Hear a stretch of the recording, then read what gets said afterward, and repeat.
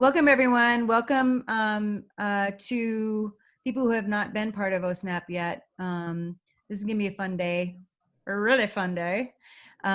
We do these portfolio presentations twice a year. So if you are interested in presenting, the next one is going to be in February, or we can do it sooner because we're just kind of making this up as we go. So if there's an interest in doing it more than twice a year, that's fine. I'm going to be continuing to program speakers once a month. So let's just see how things roll. But yeah, the next scheduled one is in February, the third Saturday of February. We have amazing photographers here today. And so I want to get started with Holly. Holly's the first photographer that's going to present her work. And I'm going to read her bio because she has achieved and earned a lot of support for her work. Holly Lynton was born in Boulder, Colorado, and was raised there and in New York City. Her work for the past 10 years has focused on understanding rural communities in the United States through their agricultural history and current industry. Her pictures highlight the importance of having unmediated experiences with the natural world. In a new project, she is examining the concept of faith and how it manifests in contemporary society. Lynton received a BA in psychology from Yale University in 1994, where she also studied photography. She received an MFA in photography from the Milton Avery Graduate School of the Arts at Bard College in 2000. Since then, Lynton's photography has been exhibited internationally in both solo and group exhibitions. Lynton has received numerous awards and grants to support her work, including the Aaron Siskin Individual Photographers Fellowship, a Massachusetts Cultural Council Fellowship, the Syngenta Photography Award, an Artist Resource Trust Grant, and then she's been a finalist in many others. She is has been a visiting lecturer at Amherst College in Massachusetts and the Aegean Center for the Fine Arts in Paros, Greece, and a mentor to MFA students at the New Hampshire Institute of the Arts. Her work has been featured in many publications, including The New Yorker, The Village Voice, The Miami Herald, Photo District News, The New York Times, Boston Globe, and many others. Her work is part of, also held in private and public collections, including the Yale University Art Gallery, the Center for Creative Photography at the University of Arizona, the Fidelity Collection, and the Lowe Art Museum. She is represented by the Dina Mintrani Gallery in Miami and the LA Noble Gallery in London. Welcome, Holly. I don't think I've done the share screen. Hang on. Well, I can because I'm a co-host. You sure are. Okay, wait. Hang on. So should I do my share screen? Yeah, you should do your share screen. Okay.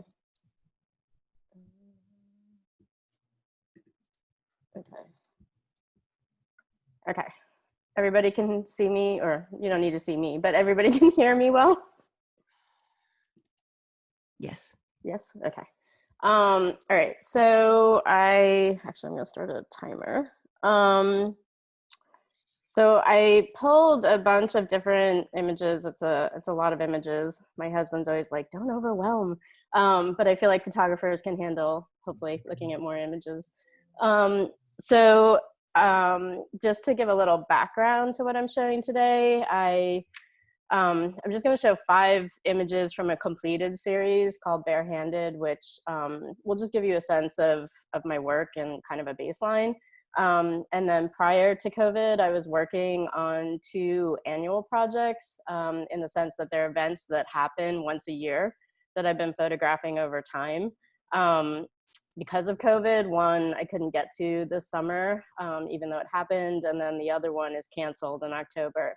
So like many of us, I've been, it seems like the COVID choice word is pivot. I've been pivoting and making some new work that's totally experimental for me. So that's what, when we get to the discussion, I'd love to hear, thoughts, inputs. I have a couple of specific questions about that work. So, yeah. So I'm going to go through a lot of images fairly quickly, and I'll mention some stuff that I'm thinking about for some, but I'm just gonna, we can go back and forth, or I'll flip back to images. So these first 5 are from Barehanded, which I've been worked on for about 10 to 12 years, and I'm working on a book of this work. It began investigating our relationship to nature. A lot of it had to do with sustainability of food in the beginning, but also this element of danger. So the beekeeper was the first person I photographed for that project. I very quickly learned that people who work even in environments where there is an element of danger, when they're an expert, that aspect falls away for them. So the work became a lot more about the meditative quality that happens when I think people work the land or interact in a certain way with nature. I'm mainly showing these images just to give you a sense of, when they're finished, printed, and the way that I use light in my work. That's really important to me, and not always something in my control, but something I try to use as much as possible in terms of if I can schedule a shoot. So one of the 2 projects that I was working on before coronavirus was this project called 10,000 Haystacks. And this is a project that is taking place out in Montana. It was something I learned about when I went out to Montana to make pictures for Barehanded. And it's this process of putting up hay called beaver slide haystacking. It's extremely labor intensive. It takes multi-generational families working together, 12 to 16 people on handmade machinery. It's something that was invented out there as a way to preserve the hay over multiple years, where they don't really use barns or structures in Montana, and the amount of hay they put up, you wouldn't really be able to house it. So these haystacks are about 30 feet tall. Oops. And depending on how long they get, they can be like 100 feet long because they do multiple haystacks together. You can kind of see in the background here, these are all haystacks. So the first year I made these pictures, I thought I was going to just feed a few of them into Barehanded. And then I decided that there was more to this project that I wanted to investigate. So now I've opened it up into a bigger project. And the second year when I went back, which was last summer, I began experimenting with, how many different ways can I photograph haystacking, but also I intend to go different times of year to photograph these families. So these machines are made by hand. They take apart old trucks and tractors. And I decided that the infrastructure, which is something I didn't really focus on in Barehanded, was, very much a part of this way of life. In addition is kind of the detritus, the ghost towns, the remnants of the history of Montana and the history of homesteading and mining. So this is a Methodist church in the town of Bannock that's no longer in use. And it's also, this is a picture that while it could live in 10,000 haystacks, is something I'm thinking about in this project about faith that I'm working on, is kind of our religious history. So with my work currently, even though I'm working on multiple projects, they also inform each other, and the pictures may migrate between series. So I'm trying to allow for that. This picture, for example, is very unusual for me.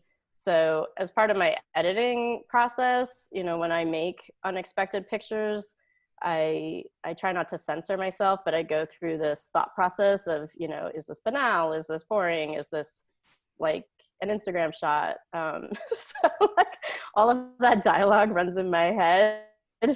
So these now are from last year, and they're newer.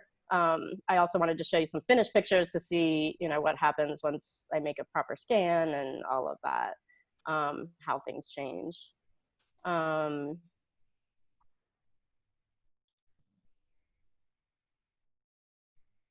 But I will say it's, it is a challenge. I found the second year a challenge, because trying to photograph something that's the same year after year and make it different So Under the Brush Arbor is the other project that was in progress prior to COVID. And this is, I've been photographing at South Carolina camp meetings. And I did a history fellowship at Yale in 2019 to study the history behind the meetings. There are 5 that are still in existence in South Carolina, and they're over 200 years old. Historically, prior to the Civil War, the meetings were, there would have been one meeting or, you know, a couple of meetings in the area, but slave owners and the enslaved would have gathered together and been preached to under the same tabernacle. And now the meetings are racially separated. So this, for example, is one of the African-American meetings that happens. Those meetings began in 1870. So there are 2 Black camp meetings and 3 white attended meetings. In terms of the racial divide, and kind of pointing to the history of Black servitude in the South, the white attended meetings generally hire African-American cooks to cook for the week. So coming in and photographing all of this obviously brings up a lot of questions for me as a photographer and for people viewing the photographs. So a lot of these images are not on my website at all. I'm still, you know, working through what they say to people, how they'll be read, and what I'm comfortable with putting out into the world. You know, I'll always make the difficult image, but I won't always allow everyone to see it. So this image I wanted to point out to Lori in particular because we were talking about cameras. So this was made with a Fuji digital camera. And then the next image was made with a film camera. So to me, it was really interesting in terms of like how the digital versus the film depict tinfoil. So, Go back. Sorry, I'm geeking out. So, yeah. Yeah. And I will say that this, actually looking at which file I pulled, I'm transitioning to who works on my images, and this one looks like a little bit overcorrected to me, but because the raw file, there's actually a lot more shadow here. And so it's more filmic, and Lori, I can email you the raw file than this particular correction. But just, I don't know, the way it depicts foil to me is pretty substantially different. So yeah, I'm for the most part, I still shoot film, and I've discovered that both wood and like foil, metal, you know, are very different in film versus digital. So there's this relationship that happens in the kitchen at particularly this one camp meeting called Indian Field. And that's, you know, something I'm exploring. I'll just go back for a second. I don't want to portray untruths in a sense. So what's really important to me is that I photograph all sides of the relationship. So for instance, while this image surely points to the separation between races and, you know, employee and employer, you know, I attended the meeting the next year and saw, you know, this girl in warm embrace with this woman. So I don't want to create imagery that, you know, depicts a singular story about race when there are multiple stories happening there.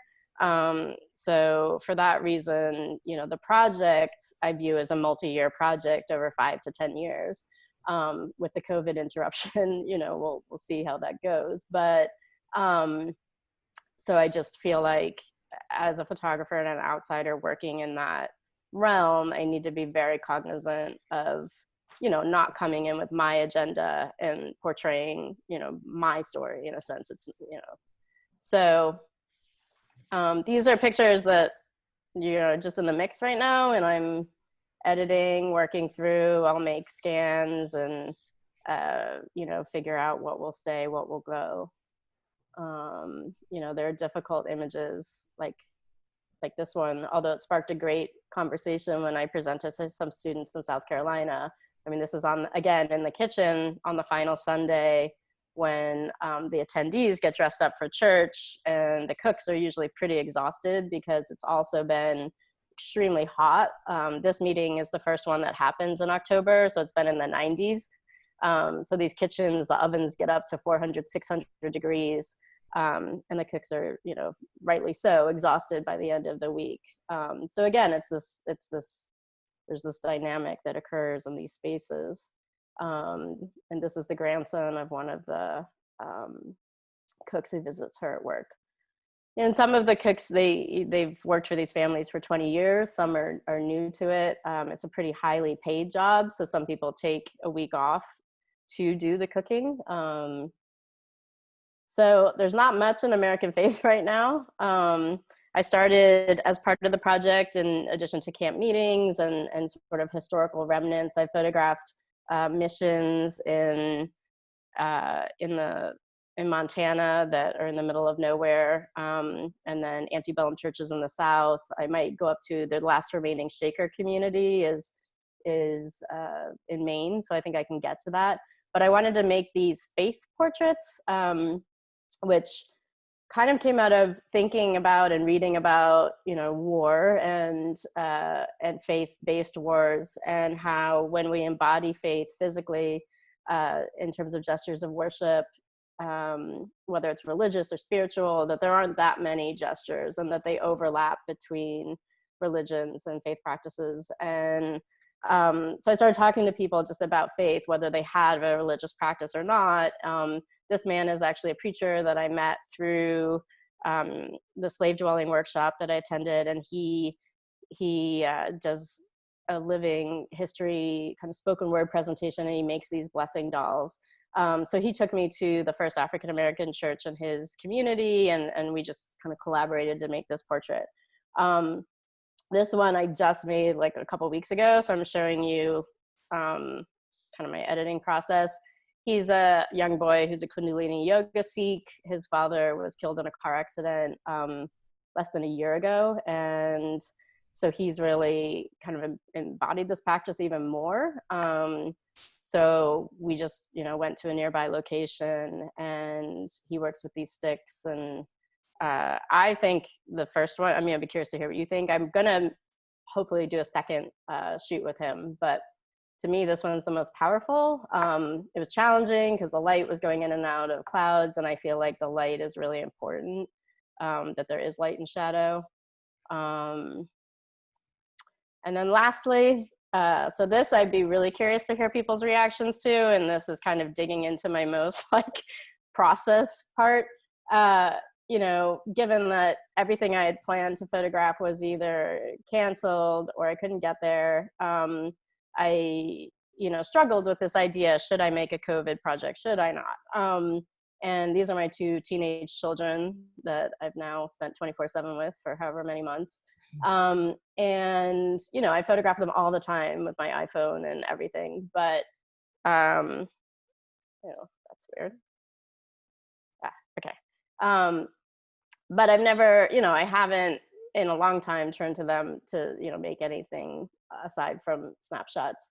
So I took a few pictures of them back in, I think these were made in April. I developed them, and I thought, okay, maybe there's something here. So now I've been photographing their friends, who are siblings, and trying to point to sibling intimacy, grappling with what to do with the outside and the exterior. So I got seamless. Obviously you can see it here. I'm aware of Paul Sequoia's work, where he does, studio work and allows that to be seen. I guess I was trying to create an outdoor room, so I'm not sure if that's working or not. I guess the other questions I'm thinking about are, what's too sweet, what's edgy, what's beyond a snapshot. Should I continue with this? I will say that there's more film I haven't developed yet. So, there's other pairs. What's coming out of it is I feel like some of the faith portraits are evolving out of making this work. So it could be that it's just getting me out and photographing, and finding, then that leads me to another picture. But I guess I do want things to be, I don't know if difficult is the right word, but my kids hate this picture. but like, I don't know, but there's a rawness to it that I feel like is in this time. And the extreme shadows are important to me. So hence the seamless and being able to work with that. But I feel like having the shadow be this kind of jarring piece is something I'm trying to play with. So it's hard outside because the window creates a great structure for shadow. Whereas, you know, outside it's harder to find that. So yeah, so that's kind of the presentation. I can, you know, if people have specific pictures they want to talk about or want me to go back to, I can do that during the question and answer. But great. So we have 10 minutes for feedback, and I think you've asked a lot of really great questions about this work, and comments and whatever. What I'd like for people to do is just unmute yourself, because I think this can be, there's not so many people in here that we can't do a conversation. So if you have comments or questions, please unmute yourself and let's talk directly to Holly. yeah, and I'm just going to keep this sidebar here. So if people are like, oh, could you go, you know, then I can quickly flip back to an image. But. I have a question. Yep. Hi, thanks for showing your work. It's really great. I was wondering, okay, with these last images, like, what's it like working with young people and trying to take like intimate portraits of them? I know as like a young person myself, I actually have trouble like asking people and like trying to get what I want out of it. So I wanted to know your process. Yeah, it's been really interesting. So obviously with my kids, it's a different process. I will say, like, this picture, I'm trying to think back even, you know, so they did this. They have a dance history. What's been really fascinating to me is some of these kids I've known, like these two, I've known them since they were 5. So, and Ella, this girl here, is extremely comfortable with herself and her body. And they're, you know, as you can see, they're willing to do all these things. You know, her brother was actually more willing than I expected. There's another portrait in here that I haven't, another couple that I photographed that the light went and then they were just more unsure of what to do with themselves. So I created a very straight portrait, but I took a roll and a half, and it was clear that they weren't comfortable interacting. So basically the process that I've set up is, you know, I ask them, I say, we can either do it at our house or at your place. There's another couple, and if anyone's interested, I should say, and wants to see like more of this as I edit or get film back, I'm happy to like send test images or you know, like a PDF. So there were 2 brothers that I also photographed, and I was curious to see how that would be compared to, you know, Seb and Ella. Again, kids I've known since they were young. So we went to their place and they have like this swinging rope swing, and, you know, they were swinging on that and connecting with each other. And then they had chickens. So we pick up the chickens. So I try to allow this back and forth between play, I guess is the best way to describe it. And then reading when they're starting to get tired in a situation. So I mean, this we like to close on and off. I mean, Ella is completely comfortable like being basically naked in front of me. But you know, other kids are not. I would never ask to do that. Grant and Miles, these 2 boys, they, you know, were quite comfortable climbing trees and stuff like that. So I try to figure out what they naturally want to do. So I asked them that, like, is there some, you know, place where you want to be? And then I try to allow for things to unfold and be okay in the discomfort, because there will be moments of awkwardness and they're like, well, I don't know what to do now. And, you know, I'm like, well, why don't we try this? And, you know, and I would say some people are better at performing in front of the camera than others. You know, some people, the ideal is when they sort of forget that you're there, for me. How do you start off with them when you're starting to photograph these young people? Do you tell them what to do, or how do you get it started? Yeah, so with Seb and Ella, like, this was my first time experimenting with the seamless, and the reason I wanted the seamless is I kind of like this idea of the shadow. So we brought them there, and I think we started with touch. So even though this is probably an old, like a later in the shoot photograph, I think they started more where they were hugging each other and kind of leaning on each other. And I would say, okay, well, what would you naturally do with your sibling? And sometimes then they're awkward and they start talking and they like hit each other, right? I'm like, oh, that's great. Do that again. And so then they'll do that again. And so this, I think she was going to jump on. She's like, well, I could jump on his shoulder. So I say, sure. So then I think clothing for teenagers seems to be a really big thing. Like, what should I wear? And for me as a photographer, it's always an issue. I like as little clothing as possible, not because I want everybody naked, but just because I feel like clothing has such, it just takes on such importance. And in color photography, to me, it defines the fashion shoot versus like an art picture. So, she just got very comfortable, like, okay, well, I'll change. And then I'm like, okay, well, I'll take pictures while you change. So then it just kind of evolves from here. And then they're wearing slippers because it was really hot.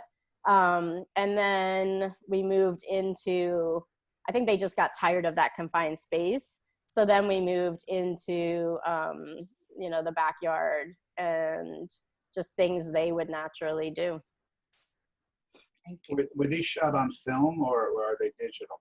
Yeah, these are all film, and I get my film processed in New York at Griffin Labs. So these are all basically, they do pretty high res, which has been nice for me. It's a change for editing. High res scans on a Noritsu. So these are like 18 megabyte scans, but they're not corrected at all. So once I edit down, I'll get a drum scan made, and then I'll, work much more on the digital file, but these are all film. And what format are they? 35 millimeter, 2.25, or? They're 645. So I shoot with a context, 645, yeah. Okay. And I think these are actually, I'm a big proponent of limits. So I think these are all with 80 millimeter lens. I have 3 lenses, but I feel like the 80 gives a sense of intimacy. My wide angle lens, even though I can move closer, I feel like the figures are, somehow they're just still too distant. So I've been playing with, questioning, like ideally I would have his feet and her fingertips, but, so yeah, that's what I'm kind of working with, is trying, how do I create that like sense of intimacy, but then still create a well-composed photograph? And like, what do I do with the fact that I can see part of, it's obvious this is now seamless. What's the lab in New York you use? I use Griffin Editions now. I used Color Resource Center for a long time, but Griffin Editions, this guy Roberto is awesome. And they have a dip and dunk lab, and then they do these really nice scans that you get with your film, and it's pretty affordable. And they work with artists too, with if you ask for an artist discount. Oh, good. Thank you. Yeah. Holly, hi. These are wonderful. Can you go back to like 69, 70? I think it is. These? Yeah, and 70. And maybe it's 71. I keep looking at 71, and that's so, to me, when I look at these, the difference between the ones that show me their relationship and the ones that are just kind of, the playing and you're trying to, you and they are trying to figure out, are really distinct. Cool.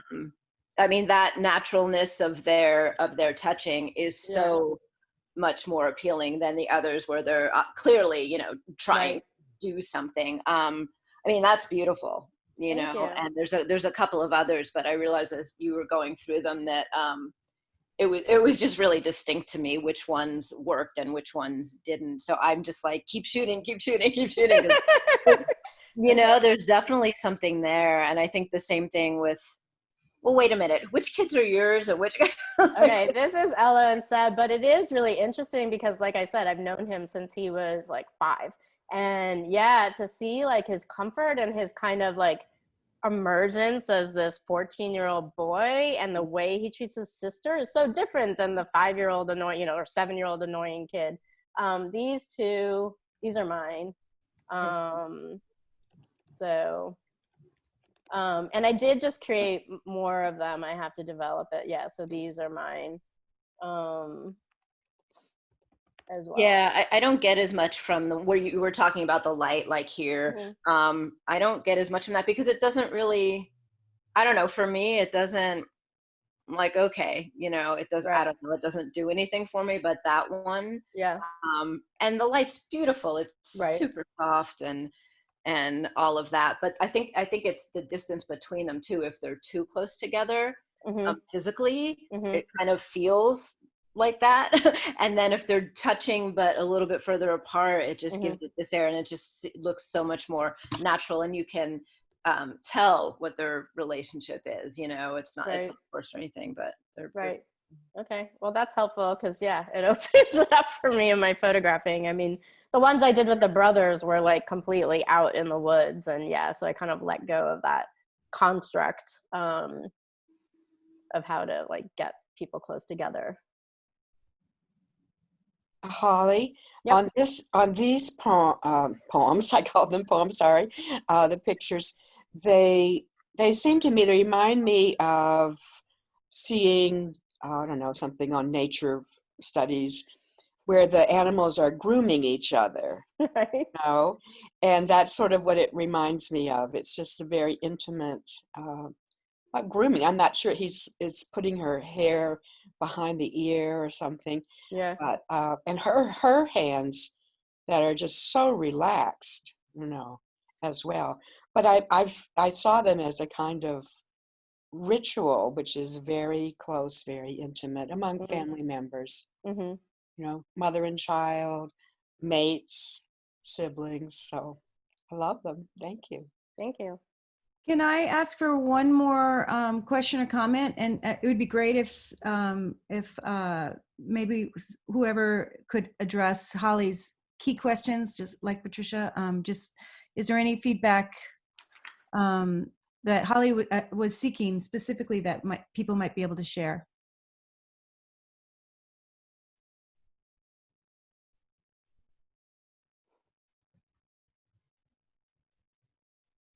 Can you ask the questions again as a reminder?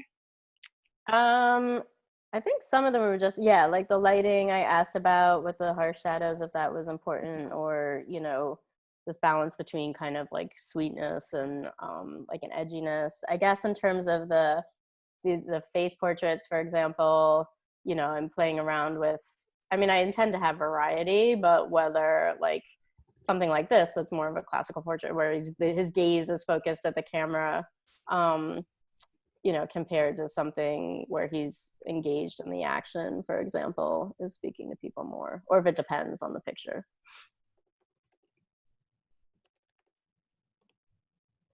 In this particular case, I like the one you've got on the screen now. It's just an amazingly powerful portrait to me. And I like the little shadow on the grass.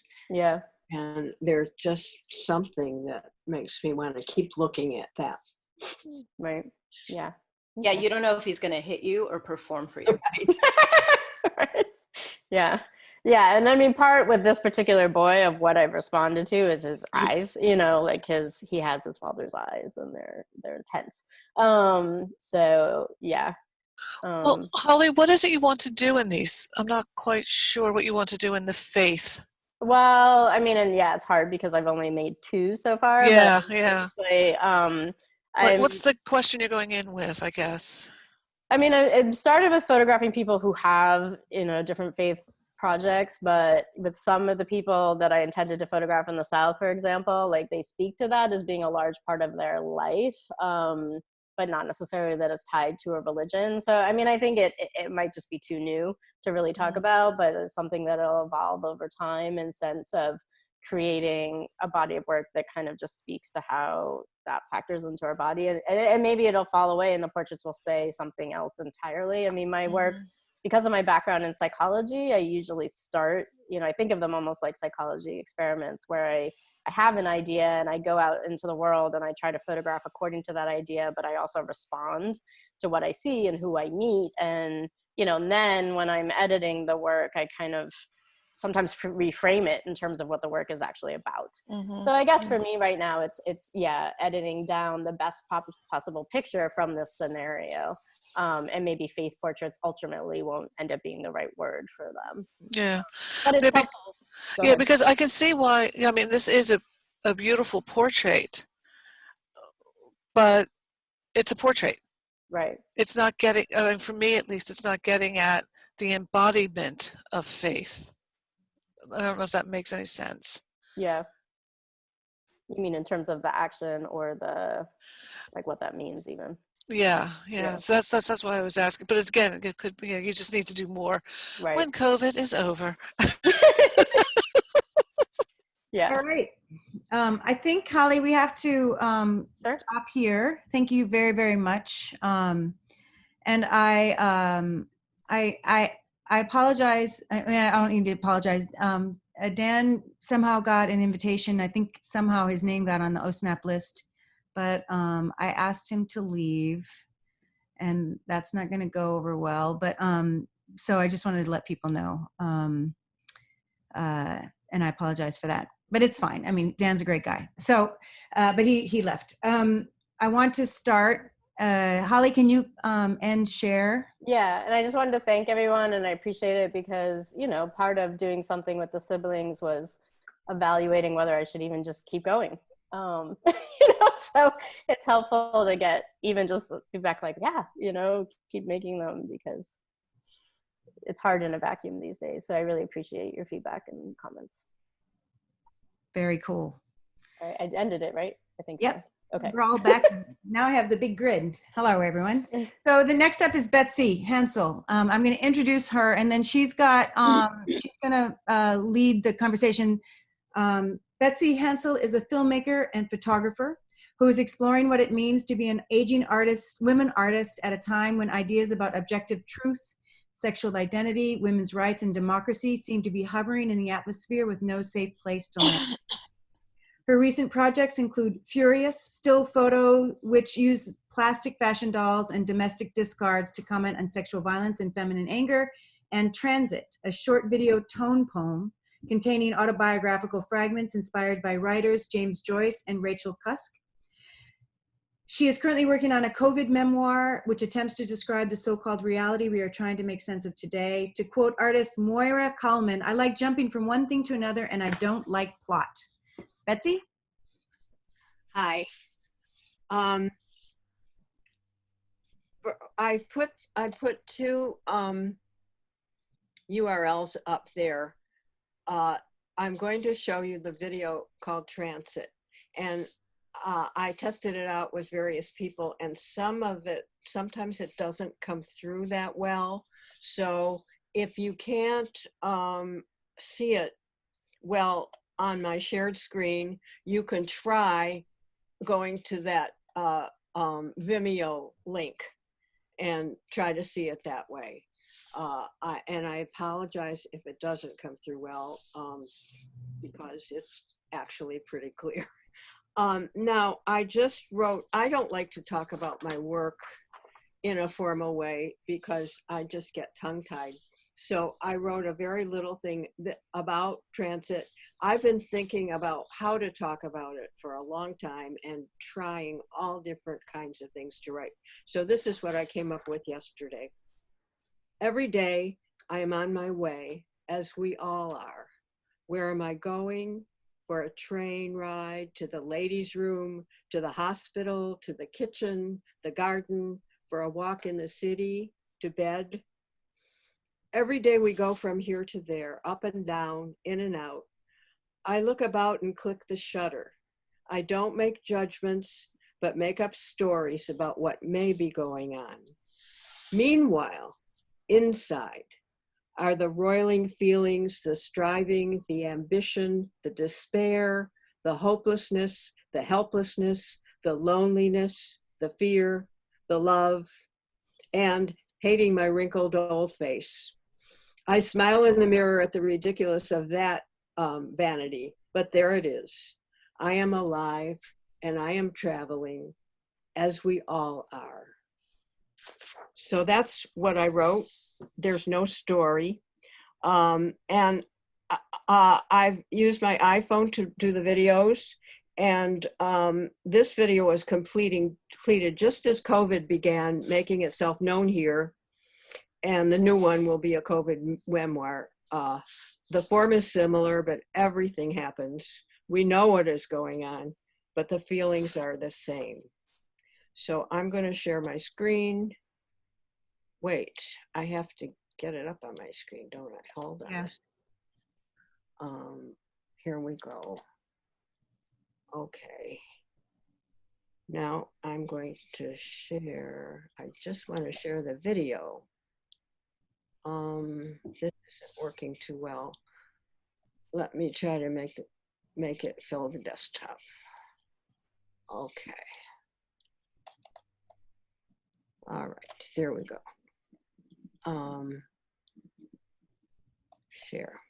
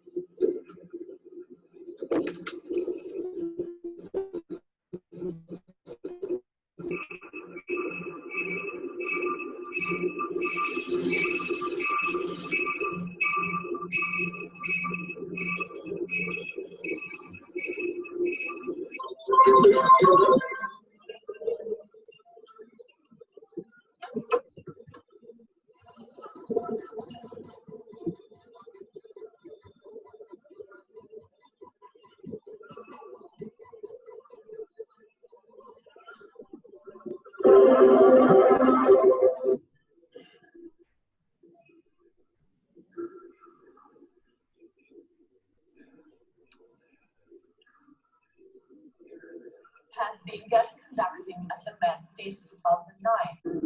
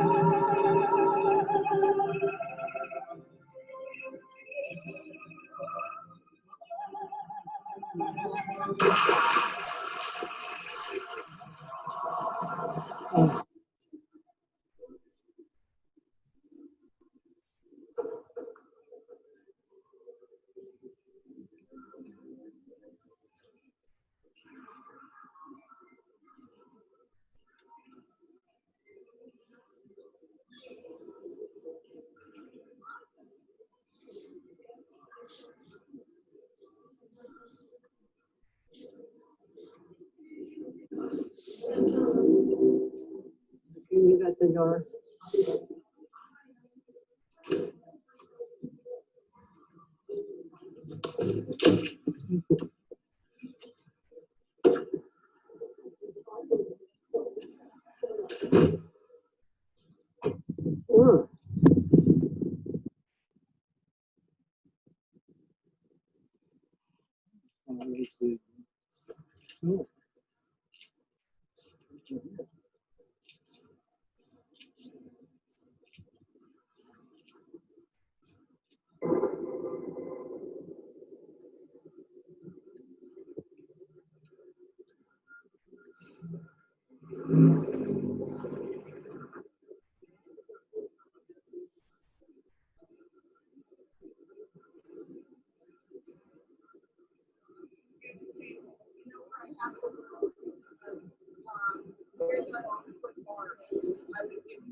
Something bigger like this versus what I have there.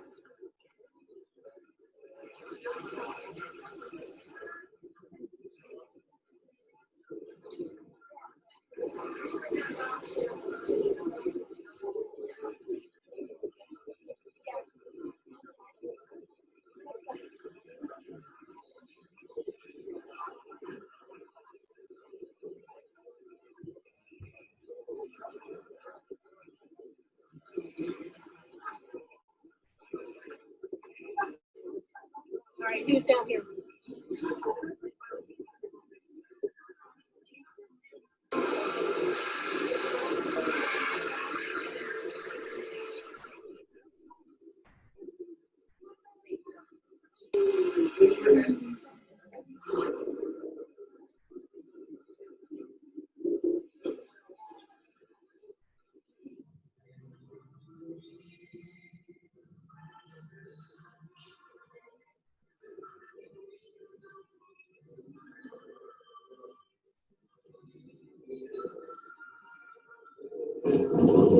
Well, I haven't really done much.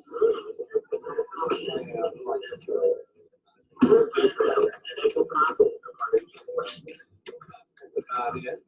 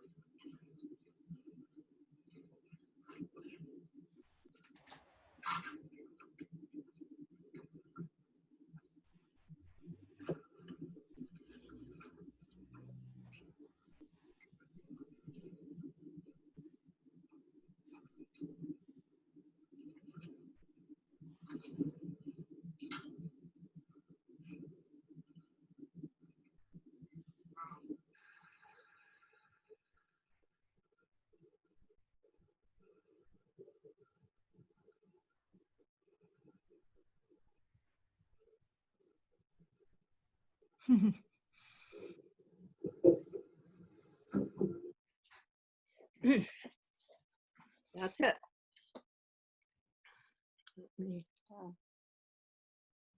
How do I unshare my I screen? think there's the button that says stop share. I see it. There you I go. have no idea how that came through to you, and if it didn't, I'm sorry.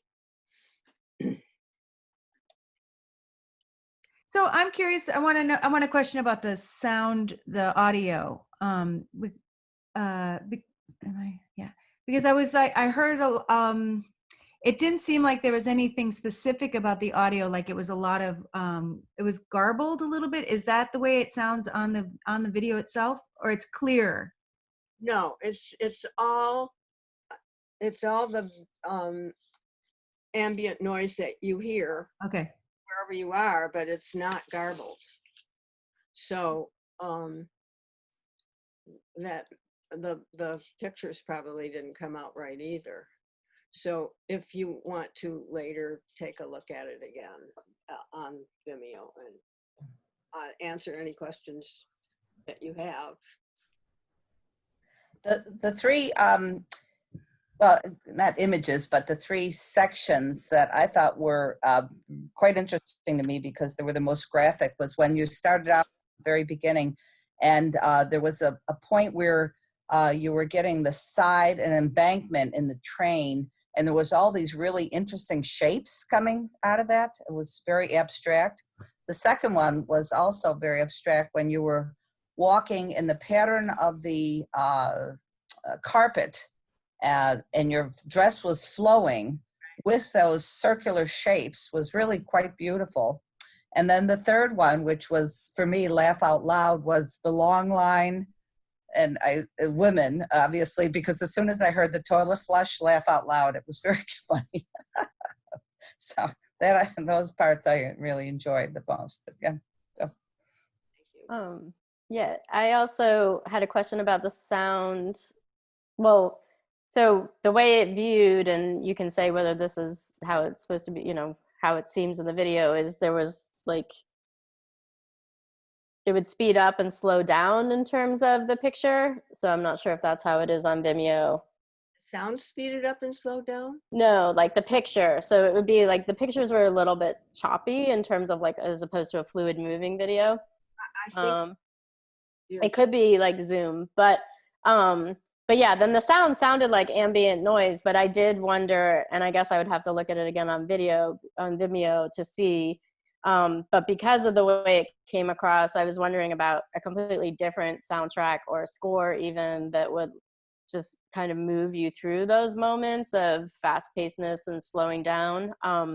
And I agree with, sorry, I don't know the name of the person who spoke just before, but in the beginning, when you're moving through kind of the abstracted, looking through the window, there was an interesting shift in terms of place, where at first it kind of felt like maybe it was the US, and then we very much was clear we were in a foreign country because of the trains. And then your feet, I think they're your feet with the dress, you know, with the couple shots in the beginning with the yellow and then the other swirly pattern. I kind of lost it a little bit with all the feet in the middle, although then I did really like the feet with you know, what I assume is a homeless person and the woman very close to her. I thought that was a really powerful shot because, you know, that woman also lingered for a long time close to her in that space, which is not something many of us choose to do, you know, mostly because of smell. So it was sort of interesting, you know, I was like, wow, you know, how is this relationship happening? So I thought that was a really interesting moment and the way you shot it. And then, yeah, pulling back in the line, you know, seeing the lines and even yourself filming was an interesting shift, or, you know, kind of reveal to us of like how you're creating this work. I like to hear all of that. I'm sorry. I have a feeling that the flow of it isn't, you can't see that because of the way it. I can definitely say, yeah, it's choppy. Zoom never handles video well, so I highly recommend people to look at the Vimeo link because it will always be choppy. The audio usually is fairly solid, though. It's the video that doesn't work as well. Anyway, carry on. Keep asking questions. Hey, Betsy. Someone who's going? Yeah. Oh, Hi. Sorry. I particularly liked. I think it was Penn Station, where the homeless person was in. I used to live in New York City, so it brought back a lot of memories going up the steps with that yellow strip on the bottom of every step at Penn Station, and the Pret, which is literally right by the stairs before you leave. When you were capturing the homeless person on video, I just thought of you having all of these people pass by her or him, and they're going from one destination to another, but really, where is this homeless person going? Because many people that are moving through Penn Station every single day on their commute, they're having a place to go and then a place, to go home. But going through Penn Station when I lived in New York, you would see the same homeless people over and over that you thought they're not going anywhere. Like, that Penn Station is huge, and is that where they're living or how? Yeah. I'm sorry? I said, I assumed that was the case because I go there all the time. And once I did that when we could, and I would see, lots of people like that. And yeah, so I really liked the video that you captured at Penn Station. Again, it just kind of brought back a lot of memories of who I would see through that terminal. So I really enjoyed it. Thank you. Betsy, thank you so much for showing that. I honestly I was put into like another place. Like it really touched upon my emotions because like, this is something that I think about when I'm on public transport, and like, COVID has really, like, it's something that I miss a lot. And like, I just think that your film like really depicted the anonymity in a communal space, if that makes any sense, on a train. And it was absolutely beautiful. And I love the shot of you in the mirror, putting lipstick on, so that like, me as a viewer, I really felt like I was with you in those spaces, with you in that moment. And yeah, thank you so much for showing that. I've been touched, and I really miss transit and going to places and everything. thank you very much for saying that. I that's what I hope would happen. I started out, by the way, not to make this film. I just started out by being very interested in people walking and in myself walking. And, it's me because you can see where the camera is. And so I have so much footage of this. And I think now as I see it today that I could shorten up some of that quite a bit. But the thing that has always gotten me and is interesting to me is that everybody's in their own little world. And even that guy who's, a close-up of this man who's having coffee or something, and he's listening or he's talking on the phone or whatever it is. I'm sitting right across from him, and he doesn't know that I'm doing that. And the anonymity that I have doing this shooting is amazing. I just can't believe that people would put up with it. And then I decided it's because I'm old and I'm little and I'm invisible. And, it's always a question. I'm thinking a lot more because I've been doing a COVID thing, which is more invasive in certain ways. And my husband's been sick and I've been in and out of the hospital, and I take all kinds of pictures that are intimate. And people say I'm a voyeur. And I like being, I mean, it's a great position for me to be in because I can stand back and I don't have to participate. I don't have to think of any small talk. I just watch. And I love doing that. I've always done that. And you'll find that there's another link in there that I think you'll enjoy after this. I've been raising monarch caterpillars on my porch. I grow milkweed in order to feed them. And the other day, I was able to take a video of one being born. And that was just the most amazing thing I've ever seen. And so if you want to watch that, it's only a couple minutes long. Anyway, go ahead. I have a question. Yes, I do think that this work, I think it should continue to evolve because there was a couple things that threw me out, right, of the room, which was the opera. Mm-hmm. Now, if that is wrapped up to in the language that you just had about being able to move through invisibly, if that has, because I feel like that's the power of this work, right? So, but the opera threw me out, and so I'm not sure how it fits. Mm-hmm. And then the other thing is some of the more transformative moments of transit happen when you continually to layer the space that you're in and you're occupying, like from the computer screen to the coffee shop to like the reflections and all of the different kinds of reflections. I remember that one space where there was reflections of people turning corners and little windows. I mean, they were very complex. So I feel like less is more in like the number of spaces that you are trying to talk about. But I do think if there's like, certainly what you just said about why you feel you can move through these spaces anonymously. I mean, for me, that's a political statement, about who you are as a person in our society. And I think that has a power to it. If, what is it? Karen Cusk? What was the? Rachel Cusk. Rachel Cusk.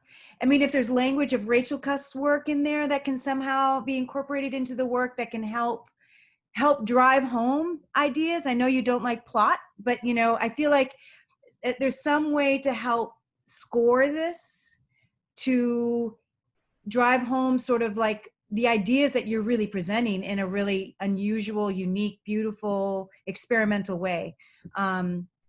So I think there's more to be done on it. And one of the things is to sort of think about, the feedback that you're getting today, because it is very experiential. And again, I'm a fan of your video work. So thumbs up. I would agree with Laura. The opera was also the place that took me out of it. And I did just watch some of it on Vimeo, and it is much different. So I encourage everyone to do that because the sound, there's a lot more of the sound we couldn't hear with like the bells and the dings and the etc. So I kind of wanted to retract my original statement to say to like scrap all the ambient completely. But I do also agree with Lori that you might be able to work it into a score where it moves in and out of the ambient sound to some other music. And yeah, there was a lot more I could hear with that one shot inside the train where you see the corner of the crossword and then the other man. I really quite like that. But yeah, I mean, I think like with the feet, you could pare that down and then some of the other instances. It was also interesting when you scrolled down the camera and you saw the doll's hair now, because hair has become such a big thing of COVID. Like at first I'm like, oh, it's a haircut.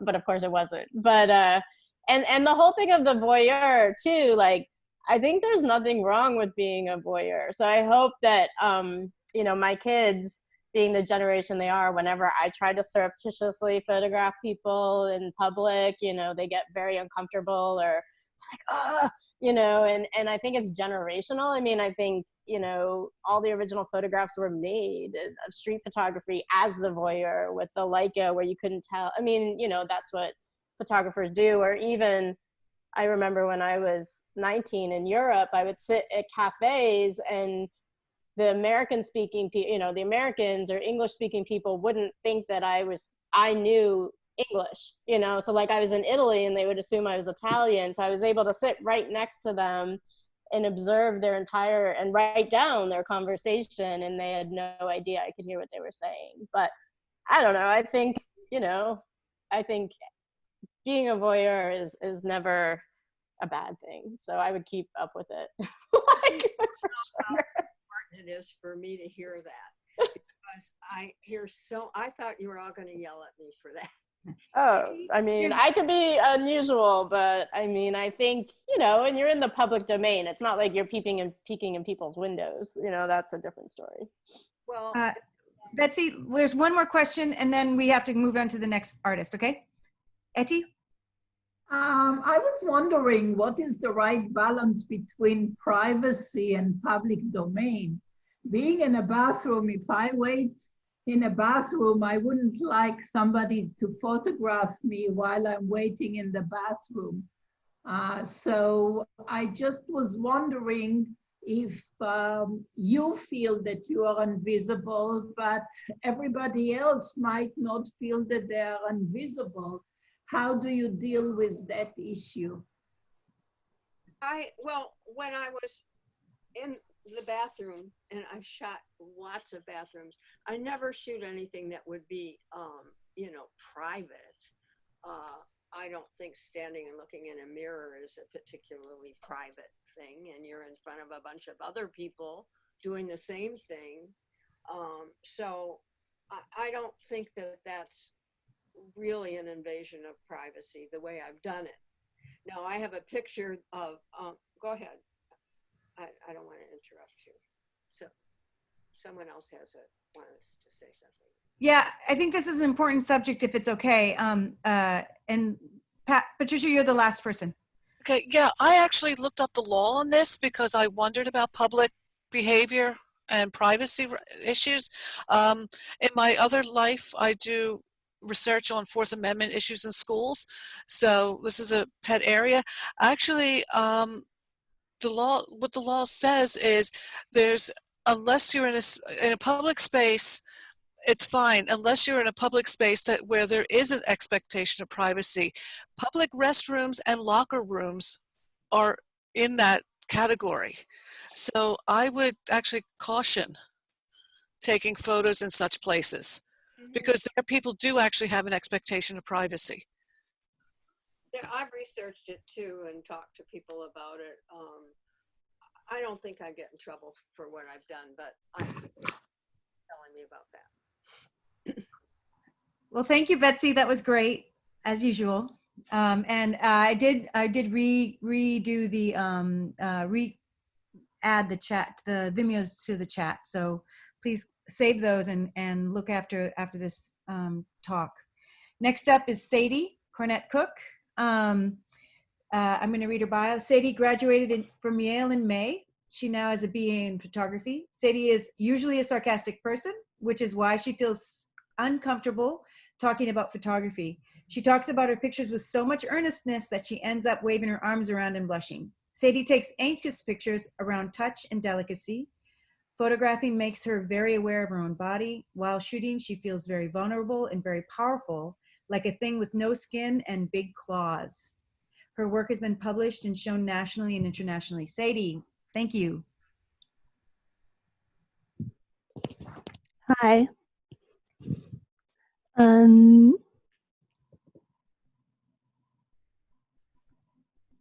Share.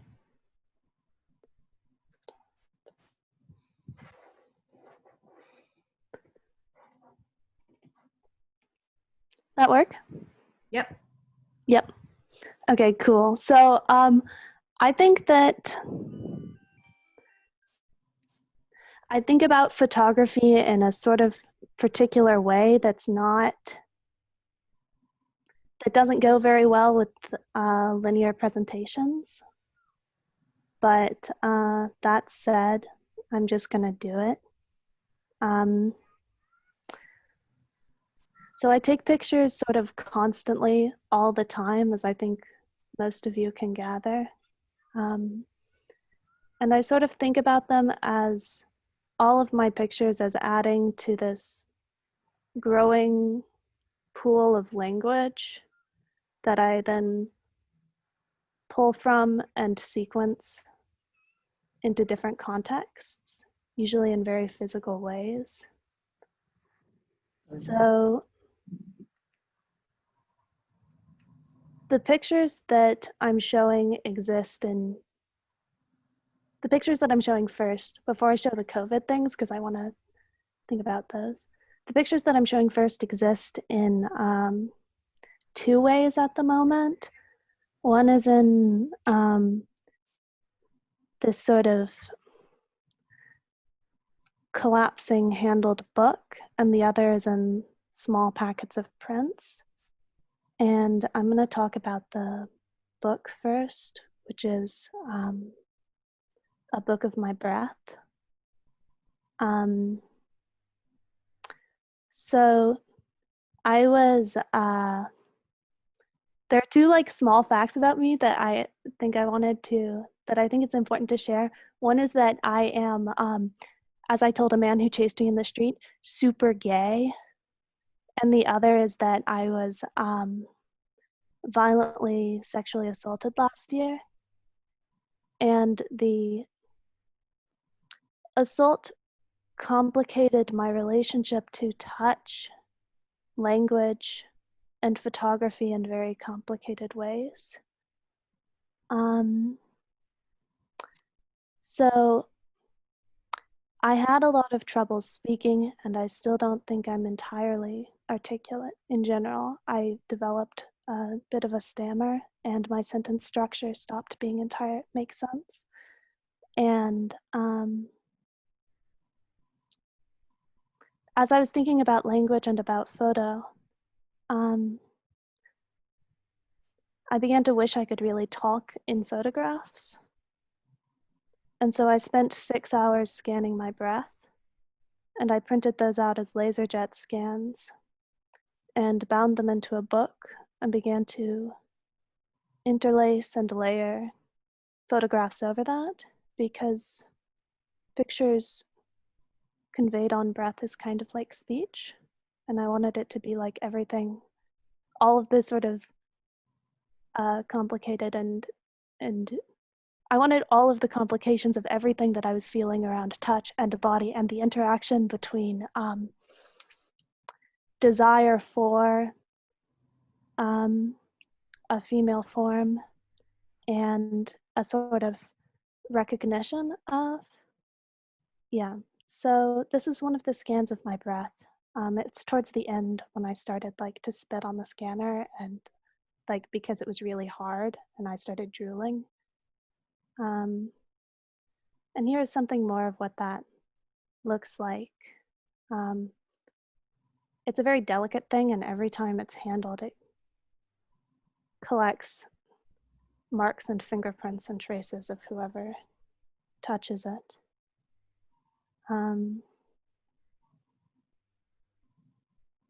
And here's a selection of the images from that. I started off as a street photographer, and then I like strayed kind of far away from that. This is my self-portrait, swallowing a mirror. My breath on a window. Well, on a window and also on a car mirror.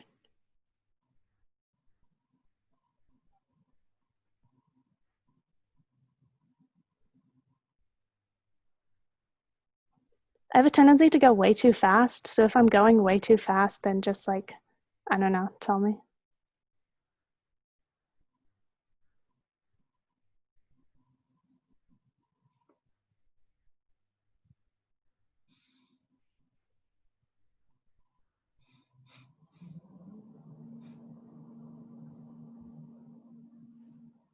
Yeah, I became so fascinated by touch and bodies and my ability to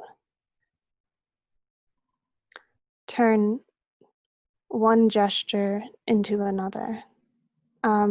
and also to me, what at the time felt like a morally, a kind of a big issue where I wasn't sure, I didn't present as quite as queer as I do now when I took this picture, and understanding what it meant for me to be photographing a young girl who to me seemed like really like vulnerable and beautiful in the way that she was standing, because I don't know, I feel like any girl will recognize this particular awkward young stance, but also understanding that if I presented as a man or potentially even as queer, this might not be a picture that I was allowed to take.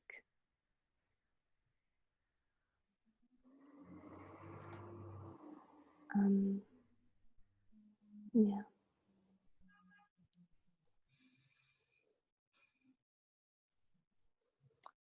Or a picture like this that to me seemed to exist between like as almost violent, but not all the way.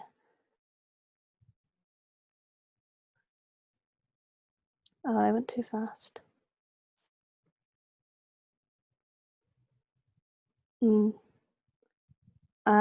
My assault.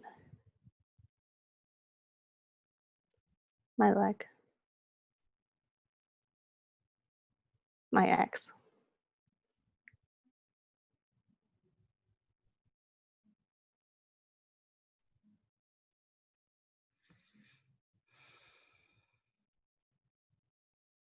My body. My friend.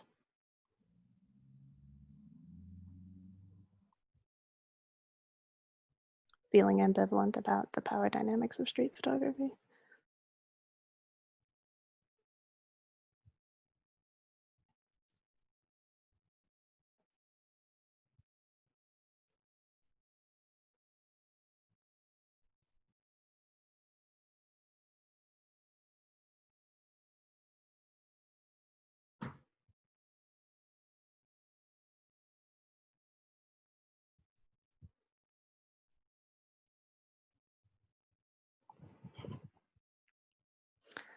So yeah, those pictures, like I said, exist both in that book, and they also exist as little Walgreens prints that I ended up mailing. I got all of my professors' home addresses when my thesis was canceled due to COVID, and I mailed them these pictures as these kind of wonderfully terrible Walgreens prints in the like little blue like smile envelopes. Yeah, which was important to me because I really want these pictures to exist as things that are touched. Like, it was important to me that when the photographs were seen by my audience, that they were handled and that their fingerprints collected on the edges of these pictures, and that they would also become things that my audience would have to decide what to do with, if that makes sense. Like, my professors are gonna have to be like, I'm gonna like throw this away or put this in a like, I don't like these like weird, and like, yeah, that's gonna be really interesting. And the book is a really big thing, and you have to sort of keep deciding if you're gonna keep flipping the pages. Yeah. And yeah, so these are just some like COVID pictures. I think I've gone farther. I feel like they're different, but I'm not entirely sure. In some ways, they both feel more like I've gone further into diaristic or street portraiture as opposed to like the sort of surreal body parts that I've been doing. And I've also gone more surreal in both ways. I'm not sure. So I don't really know what these are about. I've been doing billboards like most of you know, but I'm not really sure, but mostly these have been, I've been living with a variety of different people. And these are sort of the pictures that happen when I'm a guest in other people, in these other people's spaces.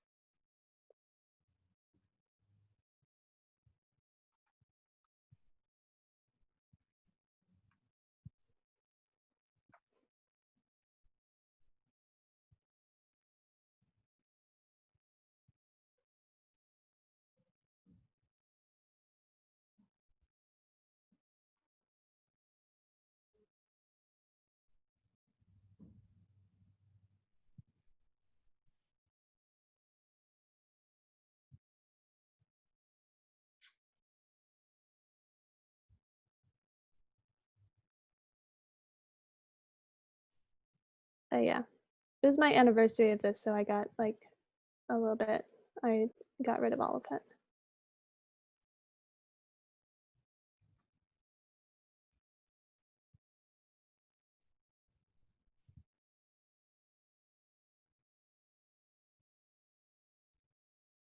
Wait, you went too fast over that one. Ah. Yeah, thank you. No, yeah, that one, and then. Good.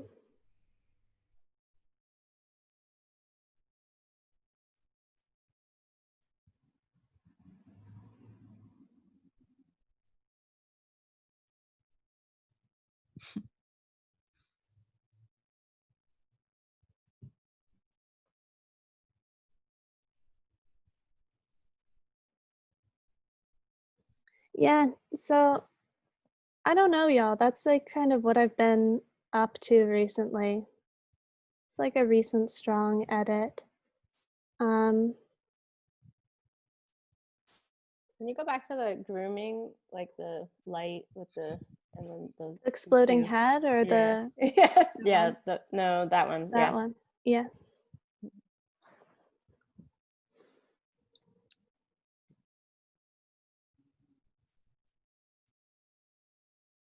And then the next one, you went over quickly too.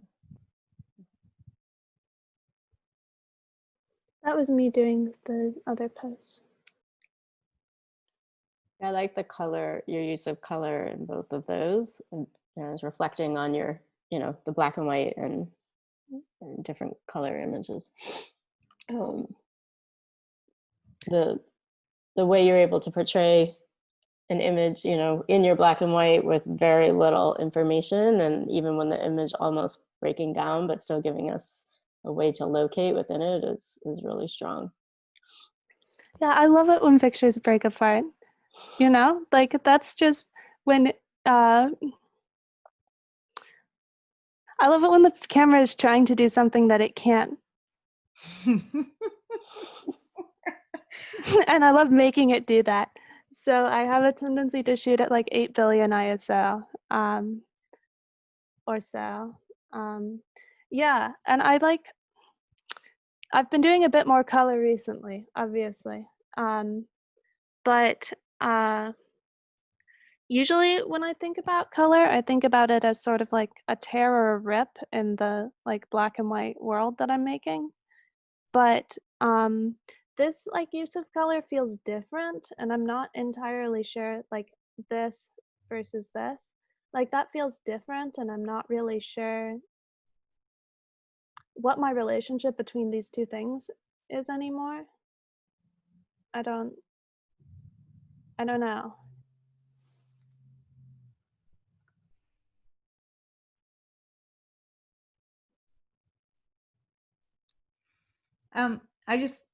I'm not a great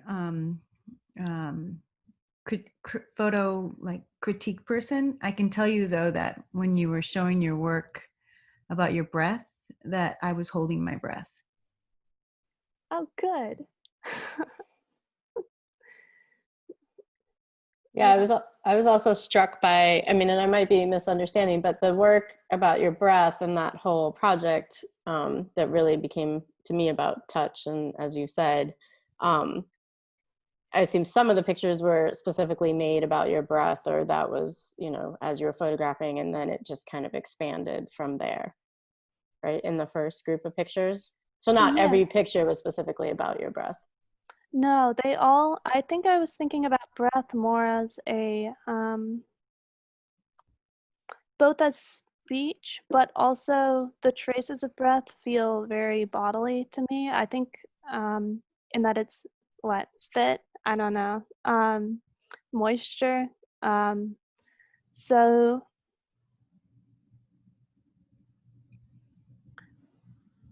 I think I was thinking about breath as these ways to make physical these ephemeral traces of my body, and also to make concrete the connection between like body and language. And the photographs grew out of body, I think, like this collection of touch and body parts. Yeah, because even that one, I was thinking when you, like, it's just about touch, you know, like the delicacy of that column touching that tiny bit of concrete, as if it's going to fall over. You know, like, how can it be supported? Yeah. I like it when things look impossible. So cool. It's crazy photography does that. I don't know. Somebody was saying something? I was looking at as being very precarious. And I think that your work is so delicate and sensitive, and those relationships seem precarious to me, and very powerful because of the way that you're able to express those feelings. And I also really like the idea of the touch, of having people touching your pictures, especially since so many people in younger generations don't even bother to print anymore. They just take all these pictures and they put them in their computer, and they don't exist as physical objects. And those physical objects to me are so moving and powerful. Yeah, I think so too. I mean, I think it's just crazy that pictures can like be both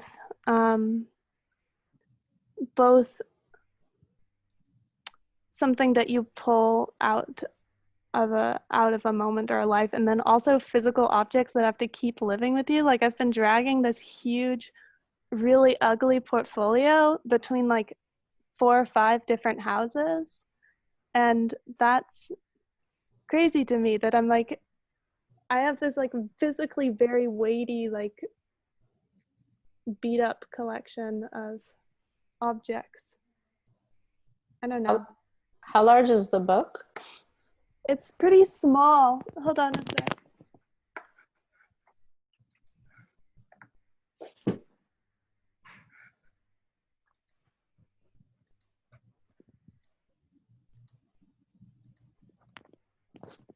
Is that big? 8 by...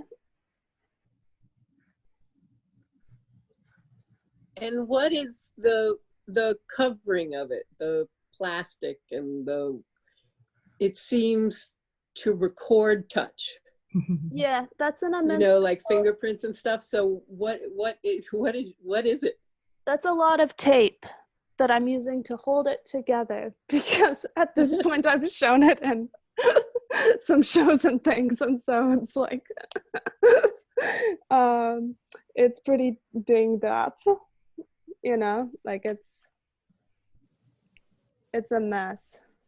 But I think it reinforces that idea of wanting to capture the touch of the people who are looking at it, that it would do that better than just a piece of paper. Yeah, and that looking at it becomes a violent thing because it's also physically destroying this object, which I wanted.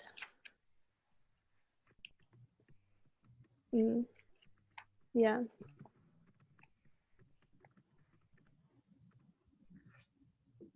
I don't know. I was maybe gonna publish it, but then I decided that A, COVID happened, and B, I decided that maybe I just want it to be one thing. I don't know. Mm-hmm.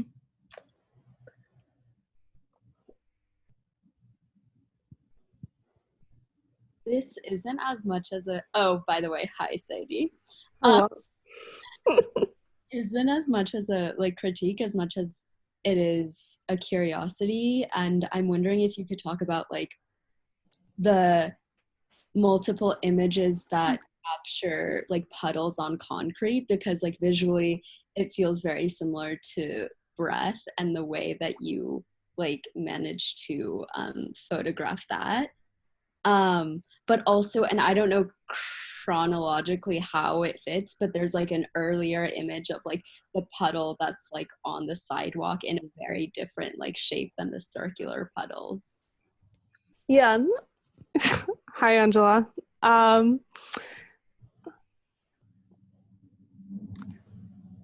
I think I like traces. And I like light. And I'm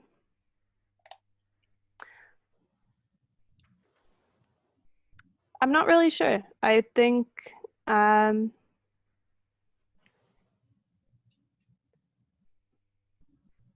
puddles or water as traces of an event that, you know, collect light or show light are kind of beautiful. I don't know. I also I realized this was a puddle heavy edit, which like they like normally aren't. I don't normally have a thing for puddles. Maybe it's just like Pennsylvania that's like drawing out like the puddle in me. But I don't know. What do you think? Do you have thoughts? I mean, not any more than like how it feels visually like resonant of the breath. And I love that. Just like how it's a different iteration of like traces and like just seeing yourself and the landscape around you. That's how I'm reading it, at least. And I love that. I love that it's very snake-like. Yeah. I had an actual thought about the puddles that I forgot about when I was making this edit, which is that I like rhyming things within sequences, and this is like this was a very quick sequence, but I was thinking about that picture where like it's my shadow and then there's like a puddle and it sort of looks like I don't know, blood or pee or something. And so then I was sort of rhyming all the other puddle images against that or with that, where they just all became like body traces. But that doesn't explain why I keep photographing them, just why I sequence them. I love these. I'm so excited by them. And I keep thinking of the phrase like snapshot art. And, you know, you think of snapshots as just like not professional or not professional or whatever, but I don't think like that at all. It's like they're so inviting into that level of detail that you're showing that you're interested in. It's so clear that that's what you're interested in, and that's what invites me in to look at them. I absolutely love the black and white. I like that you're mixing it in this particular edit, you know, throwing in some color, and that you added more color as you went along, and again in this edit. But this is for me, this is the type of photography that I absolutely adore, and that made me just fall in love with photography. And like I just am blown away. I just love it. Absolutely love it. Even the COVID one, not even, and the COVID ones, they're a little bit different than that, but there's still an intimacy there that just totally drew me in. Yeah. So, yes.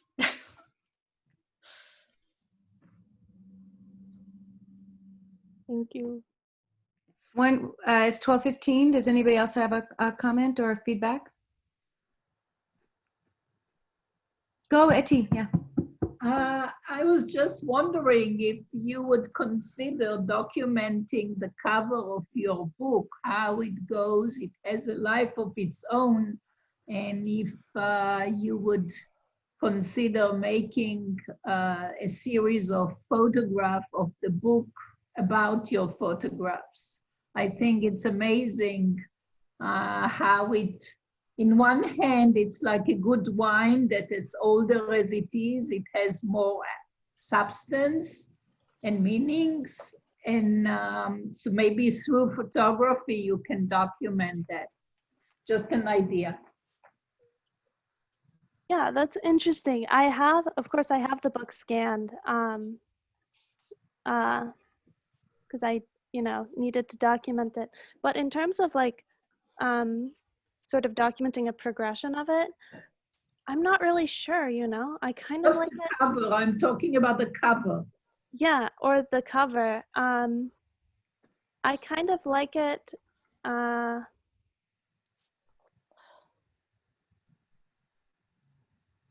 kind of like it as a progressively layered thing that just sort of exists as an object, like, because what I like about it is that all of these people's marks and all of my repairs get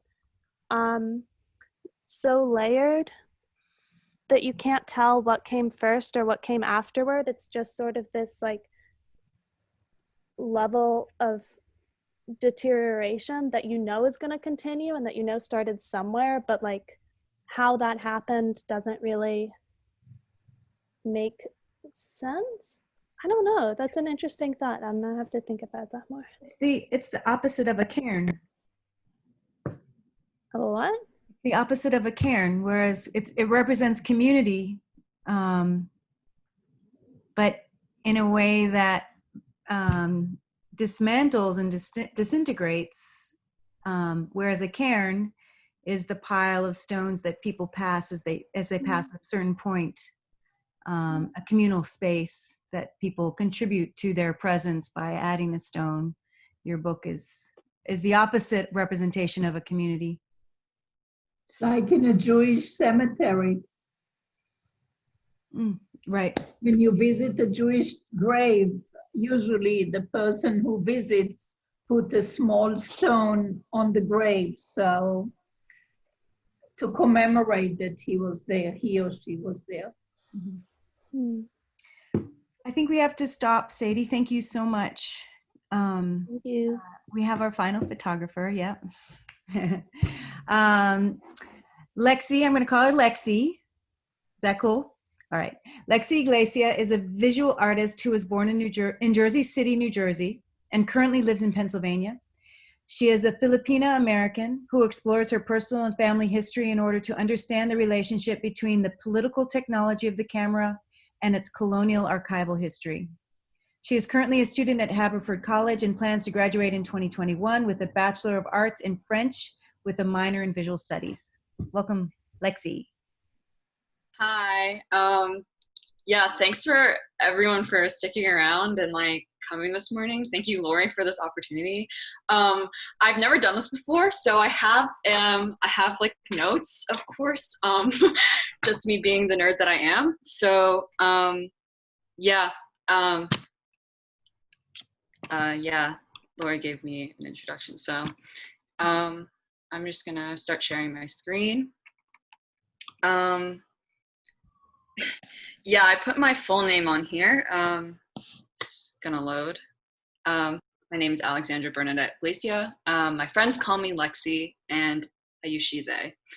I wanted to start with a land acknowledgement, actually, because it's something that I'm learning to do as I continue to move in this world and present what I want to put in the world and, wherever I go. So I recognize that we live and work on Lenape land, and we pay respect and honor to this land's caretakers from now into the future. All right, okay, wait. So I'm gonna start talking about how I make money. So I started photography when I got to college, and while I didn't take any courses my first year, I actually strongly regret not declaring the fine arts major.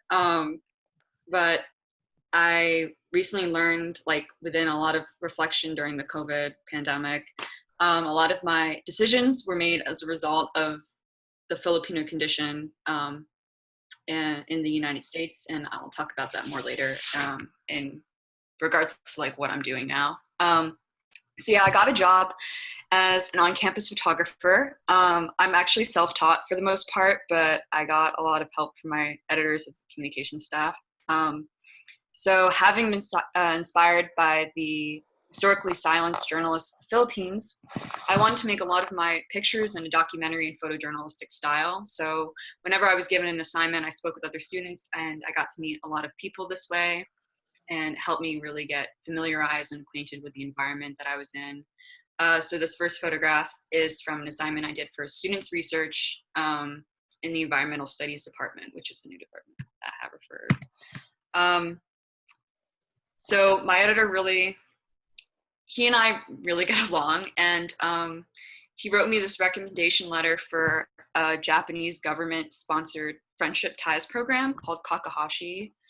And last spring, I got to spend a week in the Aomori Prefecture, which is where this image is taken, and Tokyo.